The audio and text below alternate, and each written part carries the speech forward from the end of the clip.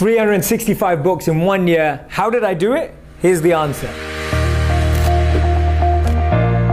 Hey everyone, this is Jay Shetty and welcome back to my YouTube channel. So many of you have been asking me, Jay, how do you read so many books? How do you get through them? What's your strategy? What's your approach? Do you even sleep? The answer to all those questions is in this video. Now, how many of you have a stack of books that's taller than you that you really want to read this year, this month, this week, and it just keeps growing? And you keep looking at your schedule and thinking, I've got less time this week than I had last week. And maybe you're thinking, I don't even know where to start. Reading is super important. I've found it really fulfilling in my life and really useful and insightful as well. I want to share with you what some of the most successful people in the world think about books. Warren Buffett says that he spends 5 to 6 hours a day reading 5 newspapers. Bill Gates reads about 50 books a year, mainly business, health, engineering, diseases. Mark Zuckerberg says that he reads books to learn and educate himself about different cultures and backgrounds. Oprah calls reading her personal path to freedom. Mark Cuban says that he reads to learn about new industries. Now, this is gonna tell me how old you are. If you remember the Britannica Encyclopedia, Elon Musk said that he read that by the time he was 9 in total.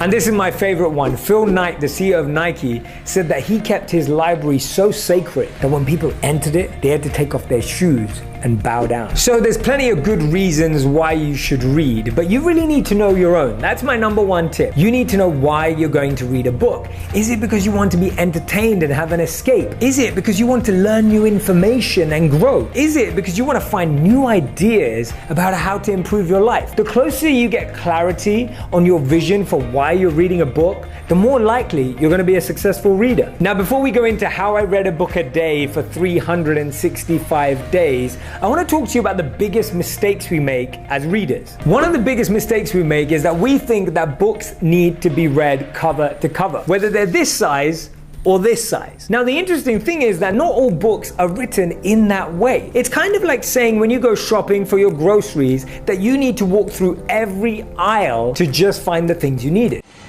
This is taking way too long. You never do that. You take a list, you go to the specific aisles, and you grab what you need. Books are no different. You can find, especially with non-fiction books, which is what I'm talking about today, you can find what you need much quicker and make it much more useful than going through every single page. The second biggest mistake is that we make reading all about willpower instead of love power. If you're dragging yourself through a book and trying to get through to the last page and every page is a struggle and feels heavier than the last one and the words seem to get smaller every single time and your eyes are getting tired, it means you're relying on your willpower and you're not quite making it through. But really, we should be relying on our love power. If there's something you really love, something that you're excited to learn, something that you're energized when you hear about, speak about, or read about, that's where you want to throw your energy. Don't just read a book because someone told you to. Don't just read a book because it was #1 on the New York Times bestseller list. Read a book because you're passionate about that subject. Okay, so those are the biggest mistakes. I'm now going to show you how I read a book a day for 1 whole year. Now, I'm not going to be teaching you a new technique that's going to take you a year to learn before you even start reading or something that you need to practice. I'm going to share really practical, simple tips on how to read more, faster, better. So the first thing I do before I start reading a book is I find the TED Talk. I find the YouTube video that's going to tell me all about that person's big idea. What I'm trying to do here is grasp the concept of the book as quick as possible. It allows me to understand the essential principles, the underlying thought behind the book from the author without having to invest a week or a month or however long it takes to actually finish a book for you. Or maybe never. So being able to watch that TED Talk, watch that YouTube video allows you to figure out whether you even feel that that topic is compelling, whether you feel attracted to that subject, or whether you feel you understood it from the talk and might not even need to read the book. Basically, my point is that talk should let you know whether that book is worth reading for you. It should inspire you to want to go and order it straight away. If it doesn't, it's probably a good idea to skip. No, I'm not going to read this.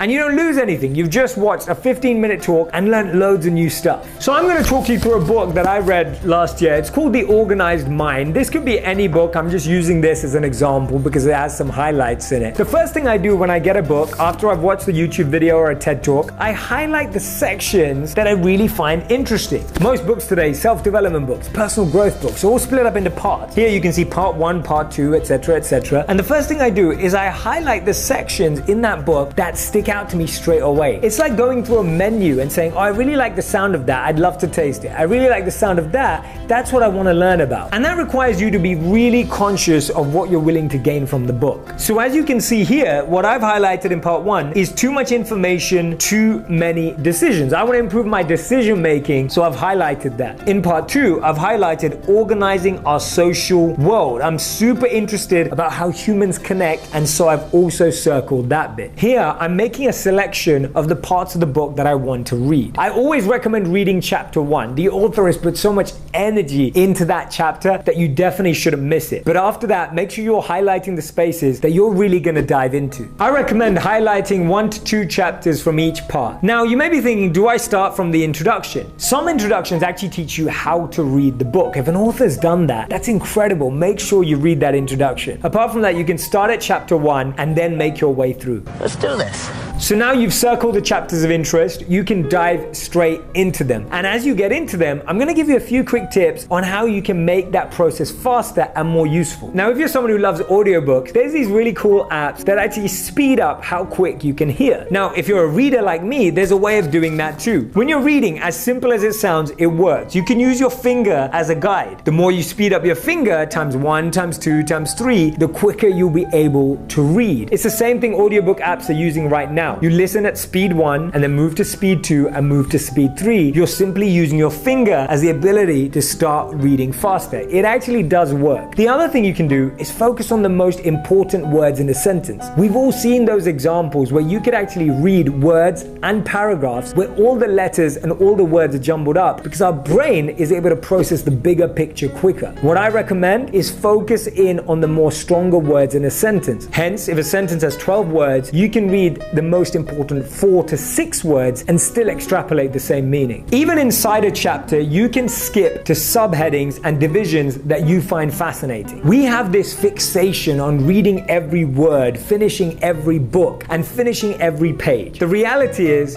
most of us never let that happen. The tips I'm giving you are going to help you read a book within 2 hours or a day and help you decide whether you want to read the book cover to cover. Now imagine if you spent a month or 2 months reading a book and afterwards felt, well, what did I gain from that? What did I learn from that, if anything? But what if you read it in 2 hours and then had the opportunity to decide to read the whole thing? I guarantee you, when you do it in this way, you'll be able to read books that you really, really value. Another way to speed up the reading process is read the first 3 lines and last 3 lines of paragraphs that you think you might be interested in. If you're not sure, when you do that, you'll be able to quickly contextualize whether that paragraph has insights that you really want to know. Authors place a lot of emphasis in starting and ending paragraphs with key information. You'll be able to grab it and decide if you want to read the rest. The interesting thing is, when we read, even though it feels like we're flowing across the words, it's not true. Our eyes are actually doing a stop-start motion. And when our eyes stop, we're able to grab information, and when they start, we move to the next. So that loses a bit of time. Now, when you're trying to look at the most important words, you're able to grasp 90% of the meaning with just looking at 30% of the words. It also stops your eyes from having to constantly do a stop-start motion, trying to make it flow, when actually you're jumping to the most important words in the sentence. Try it out with 3 or 5 sentences and see if it works for you. Now, not all these tools are going to work for you straight away. Some of the more simple ones you can put into practice right away.